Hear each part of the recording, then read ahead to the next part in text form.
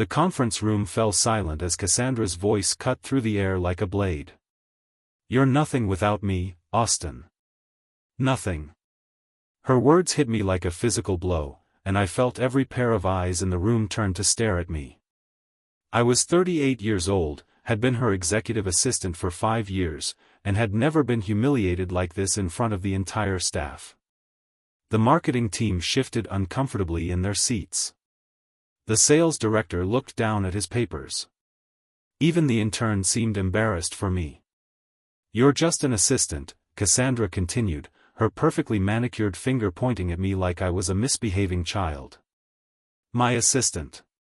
Don't forget that." I had made one simple suggestion about the quarterly budget presentation, something I'd noticed from reviewing the numbers late last night.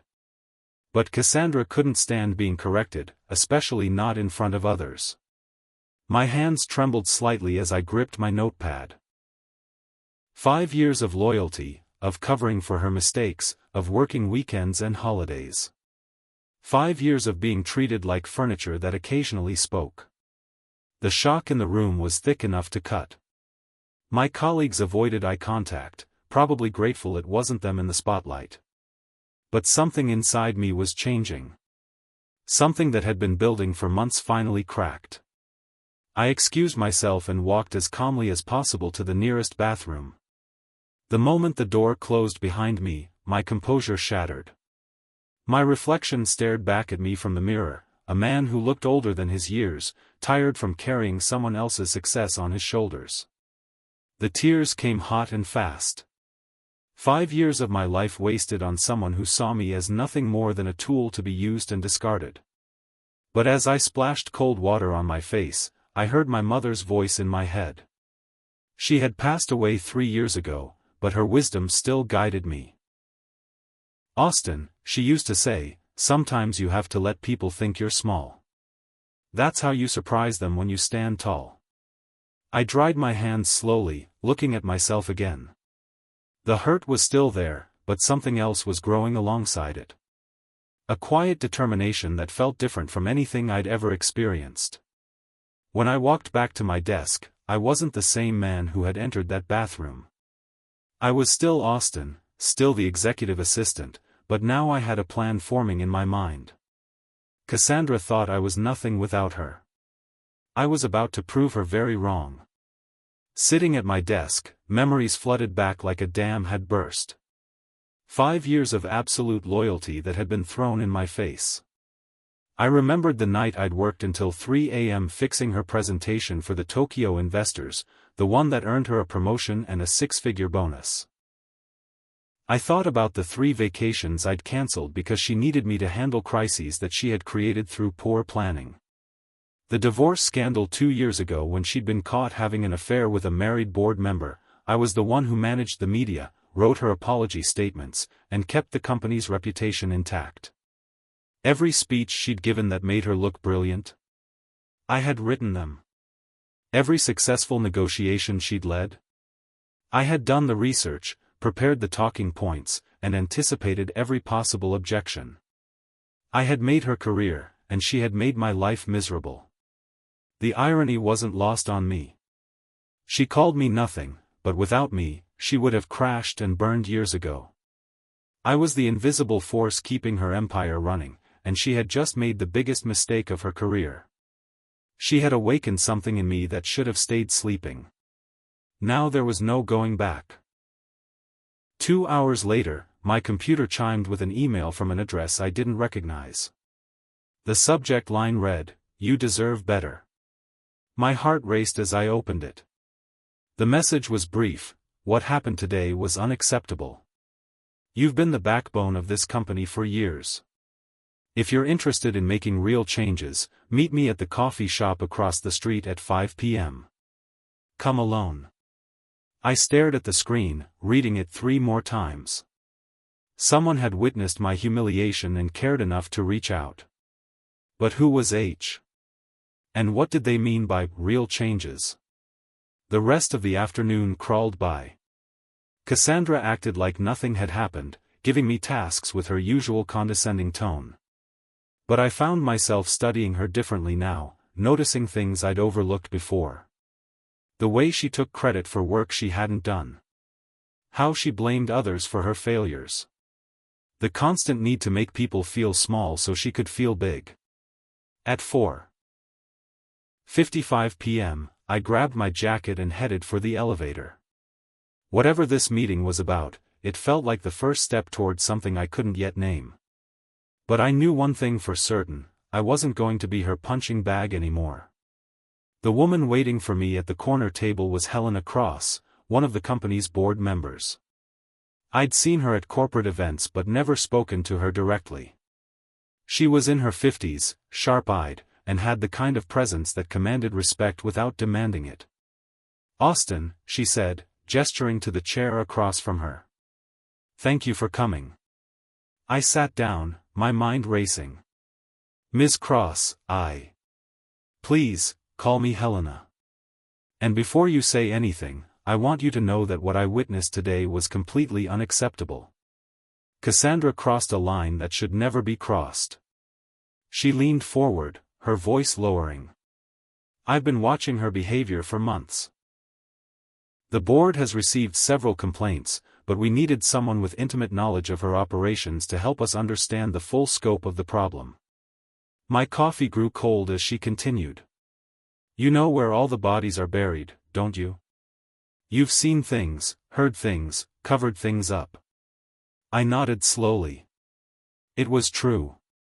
In 5 years as her assistant, I had access to everything: her emails, her calendar, her private files, her phone calls. "I'm not asking you to betray anyone," Helena said carefully. "I'm asking you to help us ensure this company operates ethically and treats its employees with dignity." For the first time in years, I felt like someone was actually listening to me. The next morning, I walked into Cassandra's office with an envelope in my hand. She was on the phone, probably berating some supplier about delivery schedules. I waited patiently until she finished her call. "What do you want?" she snapped without looking up from her computer. "I'm giving you my 2 weeks' notice," I said calmly, placing the envelope on her desk. That got her attention. Her head shot up, and for a moment, I saw something that might have been panic flicker across her face before it was replaced by her usual smug smile. "You're quitting?" She laughed, the sound harsh and bitter. "Austin, you'll be crawling back within a month. Do you honestly think anyone else will hire you? You've been my assistant for 5 years. That's all you know how to do." She opened the envelope and scanned my resignation letter quickly. "Nobody hires people like you without a reference from me. And after the way you're leaving? You won't get one." I smiled at her then, the first genuine smile I'd given her in months. "We'll see about that." 2 weeks, she said, waving dismissively. "Fine. But don't expect me to make this easy for you. You're going to regret this decision for the rest of your career." I turned to walk out, pausing at her door. "Maybe. But I'll never regret standing up for myself." Behind the scenes, Helena and I began meeting regularly. She was careful, professional, and incredibly thorough.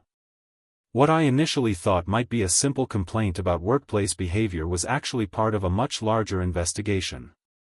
"The board has been concerned about several irregularities," Helena explained during one of our evening meetings. "Financial discrepancies, HR violations, potential misuse of company resources. But Cassandra is smart. She covers her tracks well." I thought about all the times I'd helped her cover those tracks, not realizing what I was really doing. The receipts I'd organized and submitted. The emails I'd sent on her behalf. The appointments I'd scheduled that didn't appear on any official calendar. "She trusts you," Helena continued. "She's going to keep trusting you right up until your last day. That's our window. We developed a careful plan. Nothing illegal, nothing unethical. Just documentation of things that were already happening. Conversations that occurred in front of me. Emails that came through my computer. Files that I had legitimate access to as her assistant. I want you to know," Helena said seriously, this could get complicated. Are you prepared for what might happen? I thought about my humiliation in that conference room, about 5 years of being treated like I was invisible. I've never been more ready for anything in my life. 3 days into my notice period, Cassandra burst into my cubicle looking furious. Word had apparently reached her that I might have a job lined up with one of the company's competitors. I heard you've been interviewing, she said, her voice low and dangerous. With Zeno Industries. I looked up from my computer calmly. I'm exploring my options. You signed a non-disclosure agreement when you started here, she hissed. Remember that?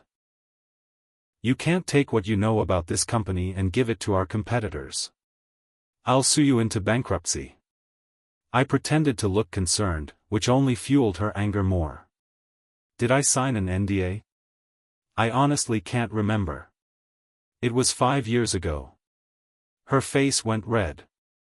Don't play dumb with me, Austin. I know exactly what kind of man you are. Weak, forgettable, completely dependent on others for success. Without me telling you what to do every day, you'll fall apart. I saved the document I was working on and looked up at her again. You might be right. I guess we'll find out soon enough. But she wasn't done. Mark my words, in 6 months, you'll be calling me, begging for your job back. And I'll laugh and hang up on you. I smiled then, the kind of smile that clearly unnerved her. We'll see. That evening, Cassandra called me at home. Her tone was different, friendlier, more personal than it had been in years. Austin, I've been thinking about our conversation today. Maybe I was a bit harsh.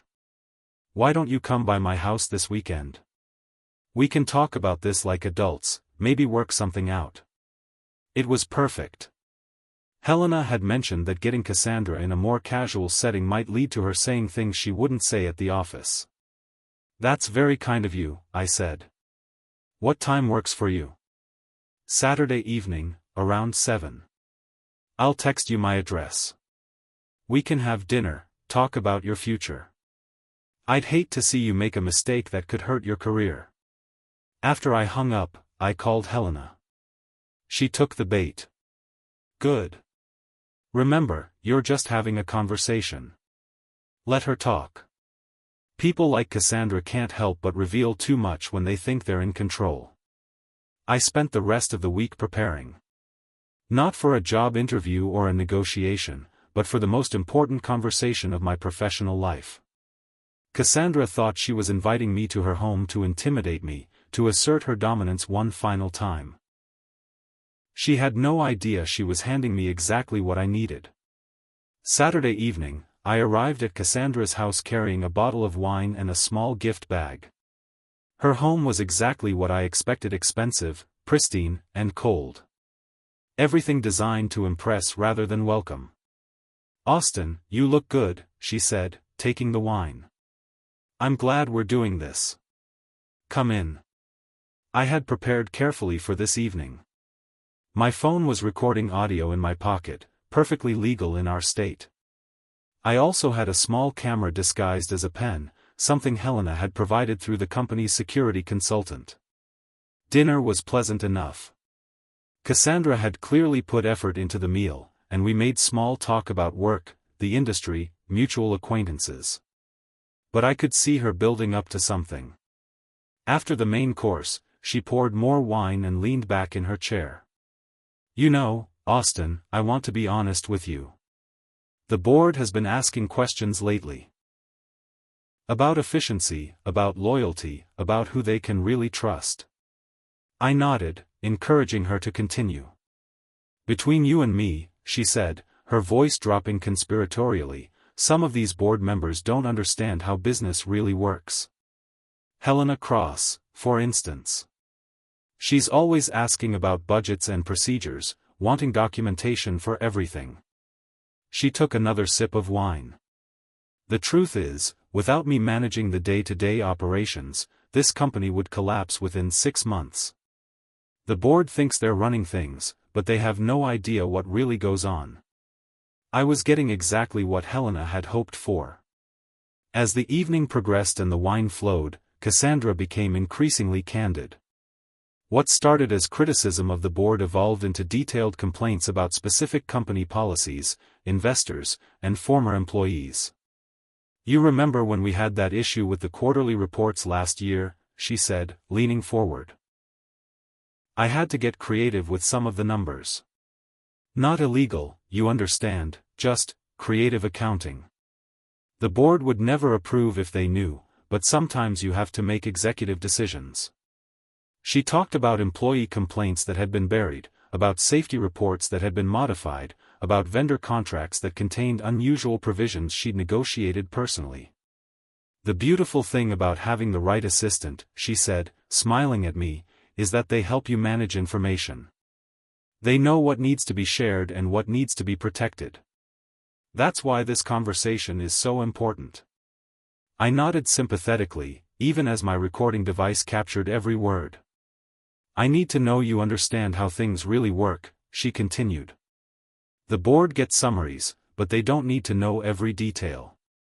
Some information could be misunderstood if it fell into the wrong hands." By the time I left her house that night, I had 3 hours of recorded conversation that would change everything. Helena was going to be very interested in what Cassandra had shared. The following week, an anonymous video began circulating internally through the company's email system. The footage was grainy, clearly taken with a hidden camera, but the audio was crystal clear. It showed Cassandra in what appeared to be her office, though the angle made it difficult to identify the exact location. But her voice was unmistakable as she berated someone off camera about incompetent staff members and having to do everything myself. The most damaging part came when she laughed about how easy it is to manipulate people who just want to be liked and discuss specific strategies for keeping employees insecure so they don't ask for raises or promotions. The video spread through the office like wildfire. By Tuesday morning, everyone had seen it. By Wednesday, it had been forwarded to several news outlets. I watched the chaos unfold from my desk, maintaining the same professional demeanor I'd always had. When colleagues asked if I'd seen the video, I expressed the same shock and concern that everyone else was showing.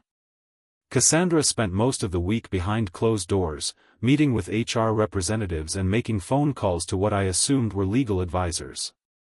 She never suspected that her trusted assistant of 5 years had been the one to document her own words and actions. Thursday afternoon, Cassandra stormed out of her office and straight to my desk. Her usually perfect composure was cracking, and I could see the panic in her eyes. "Did you do this?" she demanded, her voice low but filled with fury. I looked up from my computer with what I hoped was convincing confusion. "Do what?" "Don't play dumb with me." "The video. The recording. Someone had access to my private conversations, and you're the only one who would have had that kind of opportunity." I shook my head slowly. "Cassandra, you said it yourself just last week. I'm nothing without you. I'm just an assistant. Why would anyone listen to me or believe anything I had to say?" Her face went through several expressions: anger, suspicion, then something that looked almost like fear. "If I find out you had anything to do with this." "You'll what?" I interrupted calmly. "Fire me? I already quit, remember?" She stared at me for a long moment, trying to read my expression. Finally, she turned and walked back to her office, but I could see that doubt had been planted. The beautiful irony wasn't lost on me. By consistently telling me I was powerless and insignificant, she had created the perfect cover for my actions. After all, who would suspect nothing of nothing? By Friday, the company's board of directors had announced a formal investigation into recent allegations regarding management practices and potential policy violations. Helena was appointed as interim CEO while the investigation proceeded. The official statement was carefully worded, but everyone understood what it meant: Cassandra was effectively suspended pending the outcome of the inquiry. The change in office atmosphere was immediate and dramatic. People who had been walking on eggshells for months suddenly seemed to stand a little taller. Conversations that had been whispered were now spoken aloud. Several employees who had previously been too intimidated to speak up began coming forward with their own stories of inappropriate behavior and questionable business practices. I maintained my professional demeanor throughout the transition, helping Helena access files and systems that she needed for the investigation. Officially, I was still just the departing executive assistant, wrapping up loose ends. But privately, Helena and I met regularly to discuss what we'd uncovered and plan the next steps. "You've done excellent work," she told me during one of our evening meetings. "But I want you to be prepared for what's coming next. When people realize what role you played in this, there could be backlash." I had considered that possibility. "I'm ready." Cassandra wasn't going down without a fight.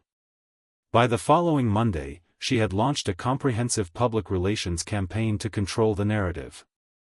Her strategy was clever: position herself as a successful woman being attacked by disgruntled employees and board members who resented her success.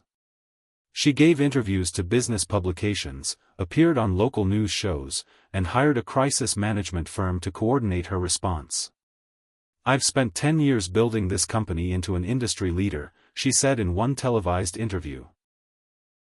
"Now I'm facing baseless accusations from people who want to tear down everything I've accomplished." She painted herself as a victim of workplace politics and gender bias, suggesting that a male CEO would never face this level of scrutiny for demanding excellence from their team. The media attention was intense, and for a few days, public opinion seemed to be swaying in her direction. Some business analysts even suggested that the board was making a mistake by suspending such a proven leader. But I wasn't worried. I knew what was coming next. Helena and I had been very careful to build our case methodically, and he recording I'd made at Cassandra's house. Helena had been working with the company's legal team to determine exactly how to use the material, and they'd finally found the perfect moment. During her PR campaign, Cassandra had made several statements about always operating with complete transparency and never asking employees to do anything unethical. The recording proved otherwise. On a Thursday morning, the local business journal published a detailed article that included direct quotes from Cassandra discussing creative accounting, burying employee complaints, and modifying safety reports. The quotes were devastating because they were in her own words, recorded in her own home. "The beautiful thing about having the right assistant is that they help you manage information," the article quoted her as saying.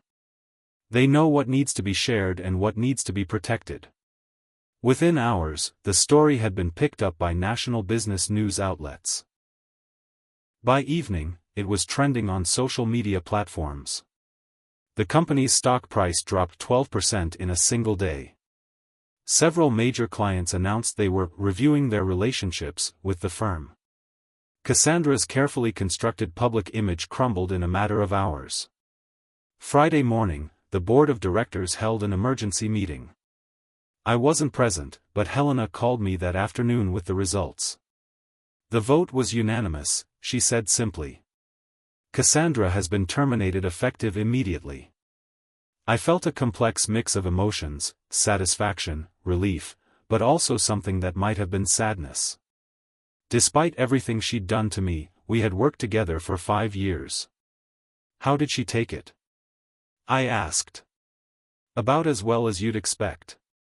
She demanded to speak with each board member individually, threatened legal action, and had to be escorted from the building by security." The image of Cassandra being walked out of the company she'd helped build was both tragic and fitting. She had created her own downfall through years of treating people as disposable. "There's something else," Helena continued. "The board would like to offer you a position. Director of Operations, reporting directly to me. The salary would be triple what you were making as an assistant." I had been expecting this conversation, but hearing the actual offer still felt surreal.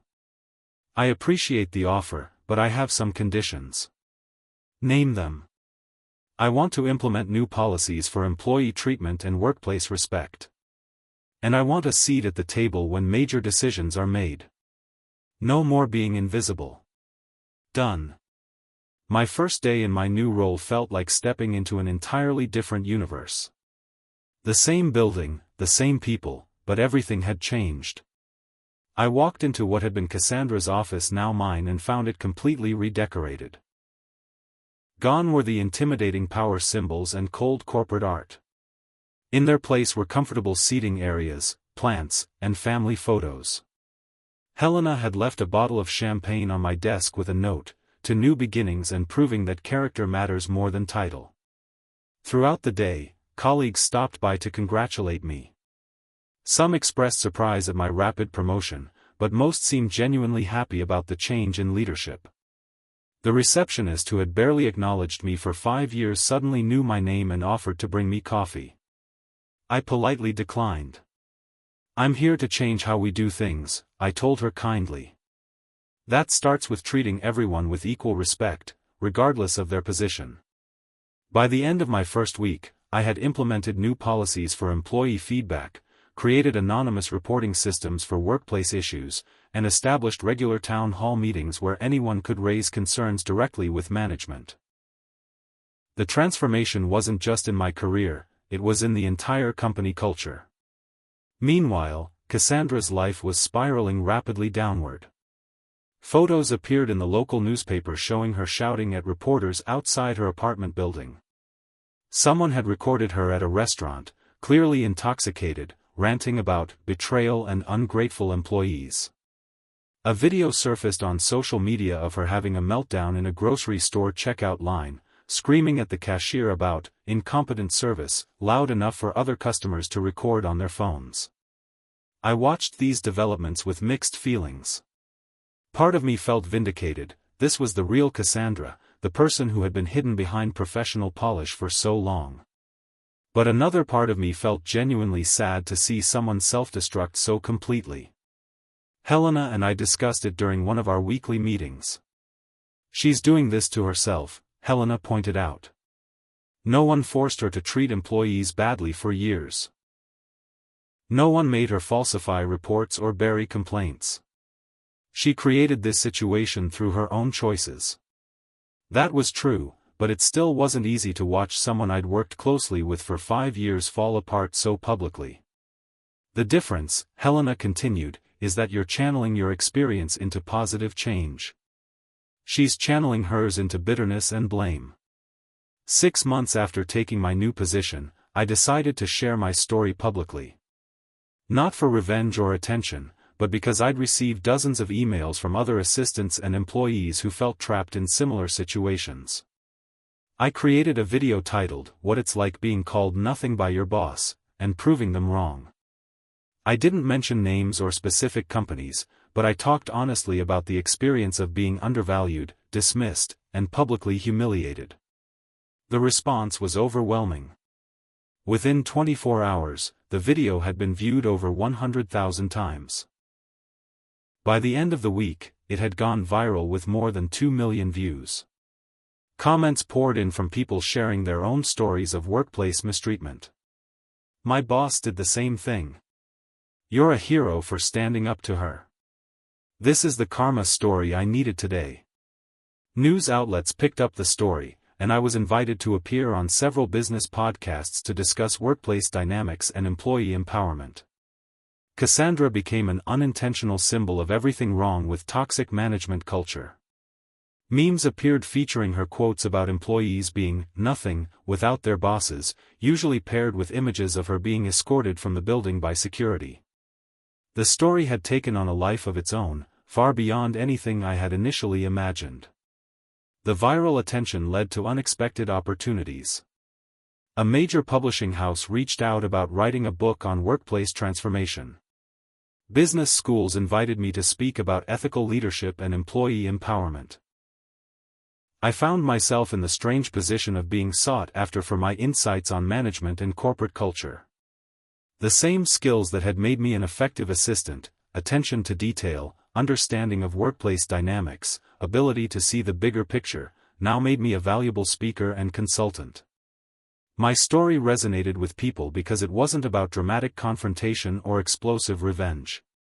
It was about patience, documentation, and strategic thinking. It was about proving your worth through competence rather than through tearing others down. The book deal was substantial enough to change my financial situation completely. The speaking engagements allowed me to travel and meet business leaders from around the world. But the most satisfying part was the letters I received from employees who had been inspired to stand up for themselves in their own workplaces.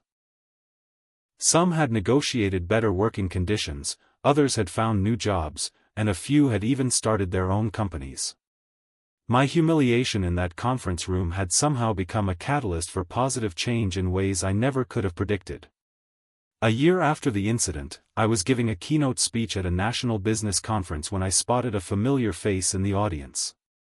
Cassandra was sitting in the back row, looking older and more tired than I remembered. After my presentation, she approached me near the exit. The confident, intimidating woman I'd worked for had been replaced by someone who seemed genuinely broken. "Austin," she said quietly, "could I speak with you for a few minutes?"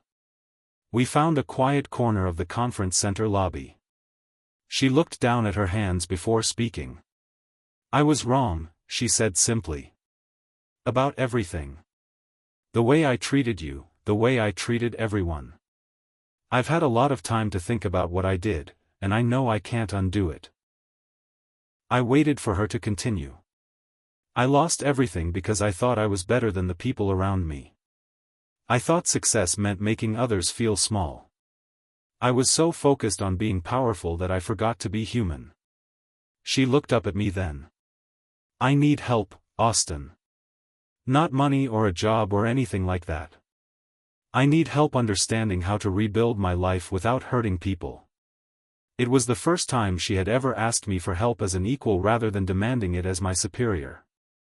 I agreed to meet with Cassandra regularly over the following months. Not as her employee or her victim, but as someone who understood the business world and had learned something about ethical leadership. Our conversations were difficult but necessary. She had to confront years of behavior that she had justified as strong leadership, but which had actually been bullying and manipulation. "I told myself that being tough was the only way to succeed," she admitted during one of our sessions. "I thought if people feared me, they would respect me." "But you never felt respected, did you?" I asked. "You felt isolated and angry because fear isn't the same as respect." She nodded slowly. "I was so busy trying to prove I deserved to be in charge that I never learned how to actually lead." Through our conversations, I began to understand that her behavior had come from her own insecurities and fears. That didn't excuse what she had done, but it explained it. She started volunteering at a nonprofit organization that helped unemployed professionals find new opportunities. It was a small step, but it was the first time in years that she was using her skills to help rather than hurt. The transformation wasn't dramatic or immediate, but it was genuine. 2 years after that humiliating day in the conference room, I walked through my old office building for the first time since the renovation. The space had been completely transformed from the cold, intimidating environment Cassandra had created. The new design emphasized collaboration and openness. Glass walls replaced solid doors, comfortable seating areas encouraged informal meetings, and employee recognition boards celebrated achievements at every level. The receptionist who had once ignored me unless Cassandra specifically asked her to assist me now greeted me warmly and offered to give me a tour of the changes. "Mr. Austin, it's so good to see you. Would you like some coffee? I just made a fresh pot." I smiled but declined politely. "Thank you, but I'm not here to be served. I'm here to see how we're serving our employees." We walked through departments where I had once felt invisible and unimportant. Now I saw engaged workers, collaborative discussions, and managers who listened to their teams rather than talking down to them. The culture change hadn't happened overnight, but it had been comprehensive. Employee satisfaction surveys showed dramatic improvements, turnover had dropped significantly, and productivity was at an all-time high. Most importantly, people seemed genuinely happy to come to work. 6 months later, I received a phone call that would bring my story full circle. Cassandra's apartment building was being foreclosed, and her belongings were being auctioned to pay her debts. Among the items was her house, the same house where she had invited me for dinner, where she had unknowingly provided the evidence that would end her career. I attended the auction not out of spite, but out of a strange sense of completion. When the bidding opened for her house, I found myself raising my hand. The irony was perfect and terrible. The woman who had told me I was nothing without her had lost everything, while I had gained more than I had ever imagined possible. After the paperwork was completed, I stood in her kitchen where we had shared that final dinner. The same kitchen island where she had poured wine and talked about managing information and keeping the board in the dark. I took her home, I said aloud to the empty room, to prove I never needed her. She needed me. The house would become a retreat center for workplace harassment survivors, a place where people could recover from toxic work environments and learn to rebuild their professional confidence. Cassandra's words had been true in a way she never intended. Without her, I had discovered exactly who I was, and it was so much more than nothing. I walked out of that house for the last time, knowing that the scared, humiliated assistant who had once sat in that kitchen was gone forever. In his place was a man who understood that true power comes from lifting others up, not tearing them down. And that was everything.